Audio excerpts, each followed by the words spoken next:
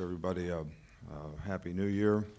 Great time to have gratitude for the year we just had and looking forward to the next year. And I'd also like to thank all the people involved with the Sugar Bowl for the opportunity to play in a great traditional bowl game and for the hospitality that they've offered our players.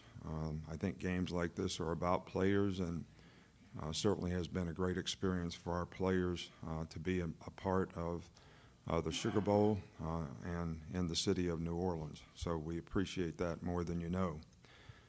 You know, the players that we have here, you know, sort of are representative of our team and what our team is all about in terms of what we want to accomplish, what we want to do to help people be more successful in life because of the character and attitude that they sort of develop as a college student to create value for their future. And I've been pleased with, you know, what our players have done in preparation for this game, as well as how they've represented the University of Alabama while here at this game. We have an opportunity to play a really, really good team.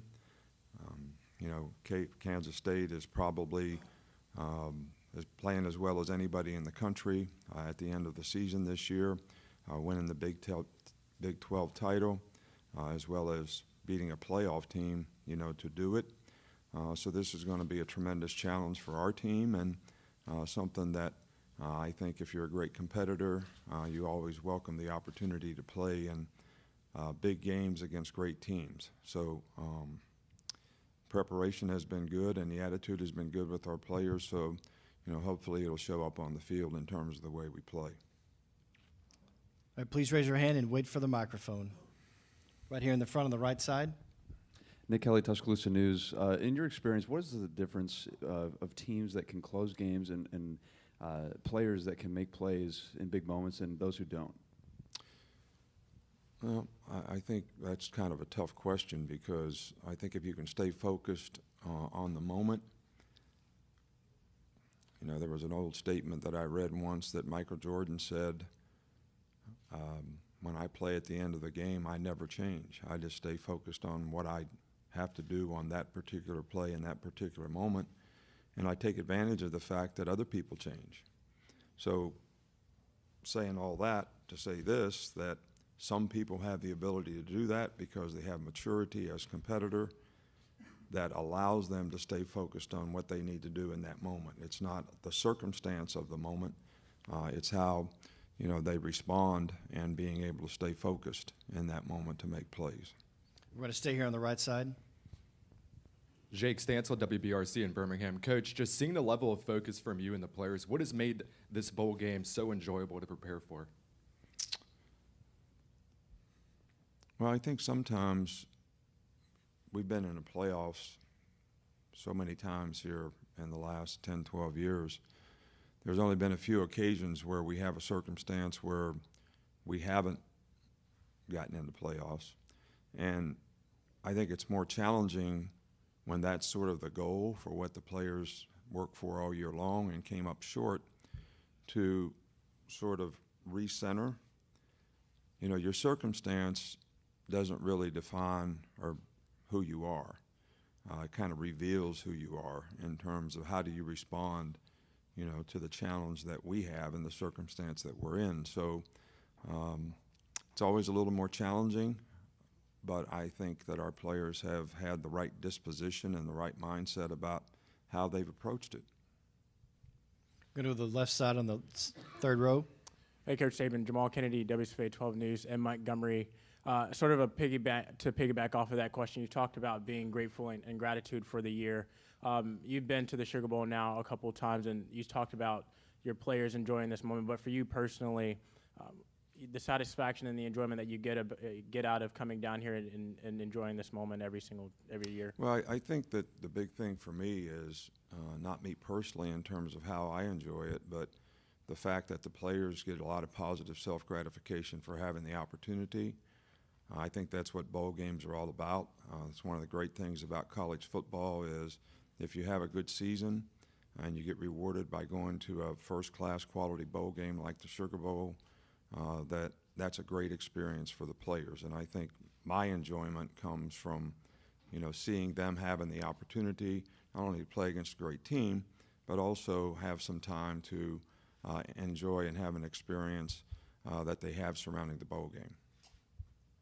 We're going to go to the second row, on the right side. Good morning, Coach. Carrie Osep, NBC out of Birmingham.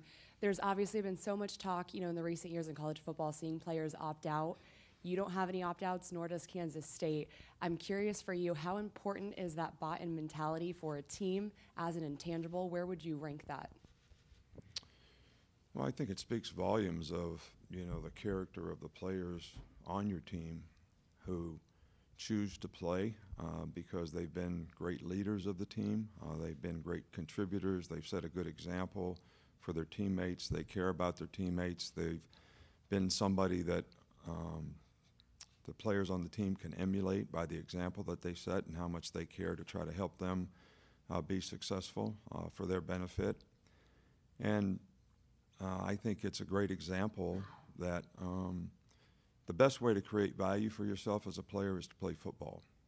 A lot of people say, I'm getting ready for the NFL. Well, you're really saying I'm getting ready for the combine. But a lot of the things that you do at the combine are irrelevant to what you do playing football. And that's why some people get drafted in the 6th round, because maybe they didn't do such a good job at the combine, but there's some, really significant thing that they can do to play their position. I use the example of Tom Brady, who didn't run fast at the combine, didn't jump high, didn't bench press a lot, didn't do all the things that they measure at the combine, but he could play quarterback. So I think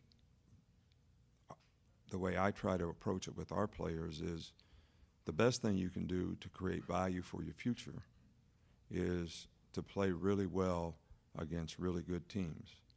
And I think that's what our players have an opportunity to do. And I'm very pleased that they chose to do this. But I think we have a responsibility and obligation to take out as much risk as possible in terms of, how we ensure the players so they don't have to do it with a lot of concern. Okay, we're going to stay on the right side and go to the middle. Ed Daniels, WGNO New Orleans. Coach, do you think the 12-team playoff is the fix that the college game needs, and if so, why? When you say fix, I don't know what's broke. Let's talk about what's broke first, and then that will determine whether a 12-team playoff fix it. What's broke?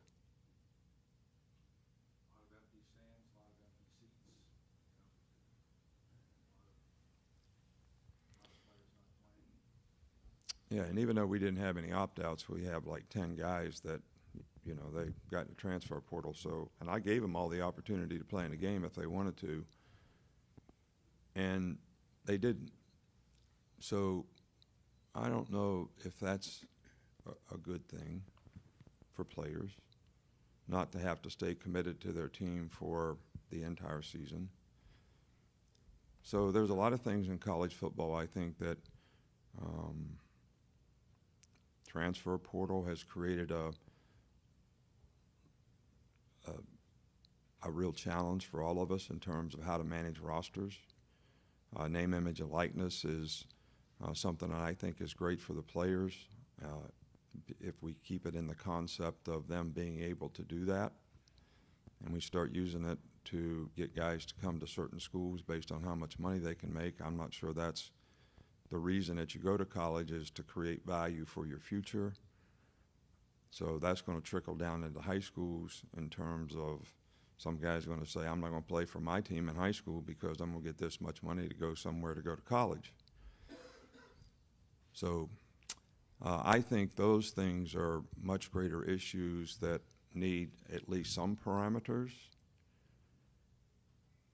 And I think that having a 12-team playoff, I said this when we went to a 14 playoff, it will minimize the importance of bowl games to some degree, and hopefully the bowl games will still be a part of the 12-team playoff to some degree.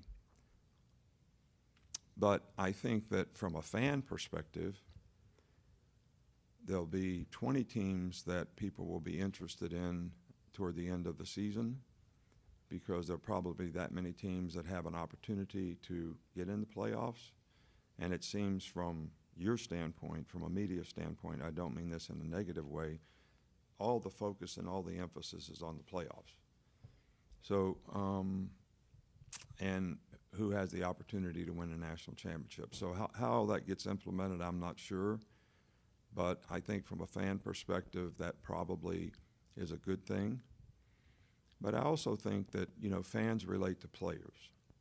And if players don't have a commitment to a team, that's going to impact how fans relate to a team as well, I think. So all these things are, you know, probably issues that need to be addressed in the future. I'm not sure what the solutions are, but I'm sure there's people in positions, whether it's conference commissioners or, you know, even the federal government, because some of these things have been created by laws and lawsuits. And there's a lot of good in them, but there's also some guidelines that we probably need to institute. Right here in the front row, left side. Hey, Coach. Georgia Chambers out of Huntsville, 48 Sports. Going back to the no opted-out players, what message does it send to the younger players, even the recruiting class coming in, having players like Will Anderson Jr. and Bryce Young playing in this game? Well, I think it goes back to a simple question. Why did you come to Alabama? Now, if you came to Alabama because you wanted to be the best you could be as a person, as a student, and as a player, which is what we try to promote in the program, then this is just another opportunity for you to have a chance to do that in a very competitive situation against a very good team. So, but I do think it sends a very positive message to teammates when the leaders of the team, both guys are captains. One guy was the most inspirational player voted by his teammates. One was the most valuable player voted by his teammates. That they choose to continue to be a part of the team and put the team first. I think it sends a significant message to, you know, all players on our team in terms of the kind of commitment that they have and the example that they set in a positive way for what you can accomplish and what you can do. All right, we have time for two more questions. We'll start right here in the front row, right side. Chase Goodbread with the Tuscaloosa News. Coach, you've said many times that you've got, and when it comes to recruiting, you've got certain parameters for size at each position and so forth. So in light of that, when you watch tape of a running back like Deuce Vaughn, who's 5'6" and 175, do you find him fun to watch, even though film study is serious business? Oh, I think pound for pound, he's probably one of the best players, greatest competitors, toughest guys. So when we say we have parameters, that's all that it means. It doesn't mean that there's not an exception to every rule. You can say a cornerback needs to be 6 foot tall, but there are guys that are 5'10" and 5'9" who go to the Pro Bowl. It's a parameter. It's not a killer. And there's a lot of things that you look at, whether it's, you know, what are the things you do well to play your position? What are the critical factors? What's the criteria? And the size, speed part of it is just, you know, one part of that.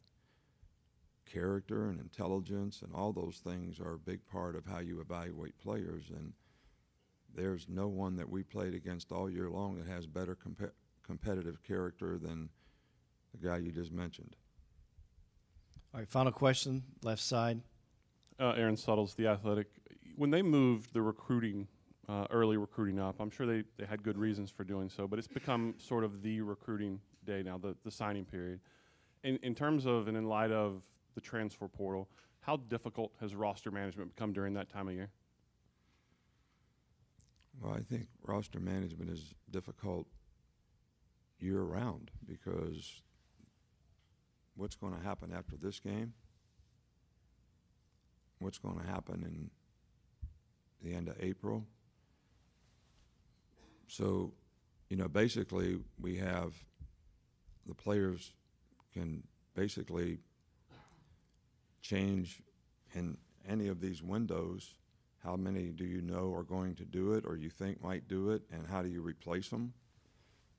It is it's difficult year-round, not just now. But when we started and said we're going to have an early signing period, many people said, including myself, that that would become the signing period or signing date, which it really kind of has. So there's only a few guys left out there that are going to make a decision in February. So I don't think it's a bad thing, but we also had to move the whole recruiting calendar up because of that, to have guys visiting in the summertime and more guys visit during the season. So the normal time when people used to visit, December and January, is almost obsolete in terms of, we may have one player that's going to visit in January as of right now.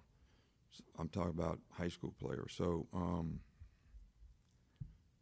it is what it is. You have to be able to adapt to all these things if you're going to continue to be successful, and that's what we've tried to do. All right, thank you, Coach Saban. All right, I'd like to thank the media. I think you all do a fantastic job of giving our players a lot of positive self-gratification for the hard work that they do and reinforcing their positive performance. And I know they appreciate it, but as a coach who always is interested in the players, I think what you do for them is outstanding, and we appreciate it. Thank you. At this time, we would like to